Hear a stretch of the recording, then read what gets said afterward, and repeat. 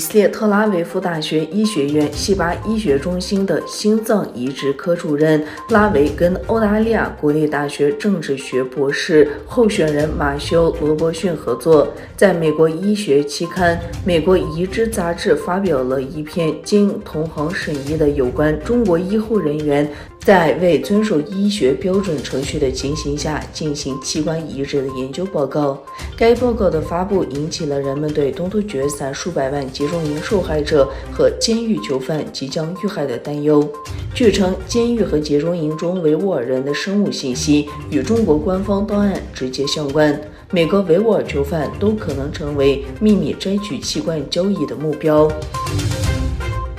据路透社报道，台湾法务部调查局官员对媒体透露，台湾的情治机构对大约100家涉嫌非法挖角半导体工程师和其他科技人才的中国公司展开调查。作为行业巨头台积电的所在地，台湾的先进半导体制造产能占全球的92%。台湾拥有中国十分需要的东西，芯片专业知识和技术。北京早已宣布了要实现先进芯片自给自足的目标。全球芯片短缺和中美贸易战的持续，也加剧了对这一领域专业技术人才的争夺。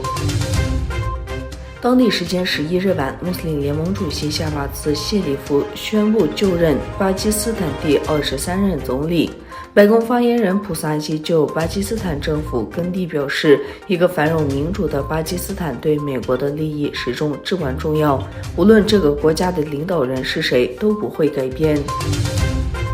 上海是中国最大的繁荣都市，但是封城防疫几天后已变成一座饥饿之城。上海为控制新冠疫情肺炎，已经实施封城政策数星期，不少地方开始出现粮食短缺的问题，大家只能在家中省吃俭用仅余的物资。社交媒体上有影片显示，上海某小区发放物资，由于不发给外地人，多名外地人心理不平衡，进而上手抢夺。另一个影片显示，抢夺物资者多得难以数计，场面完全失控，无人管理，也不知道他们是外地人还是本地人。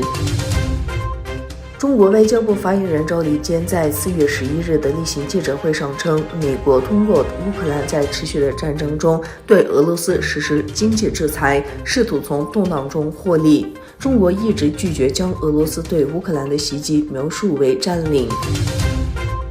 欧盟委员会将21家俄罗斯航空公司列入欧盟飞行安全黑名单，他们将被禁止在欧盟空域飞行或受到运营限制，原因是这些公司不符合国际安全标准。欧盟委员会表示，在增加21家俄罗斯航空公司后，禁止进入欧盟天空的航空公司黑名单达到117家公司。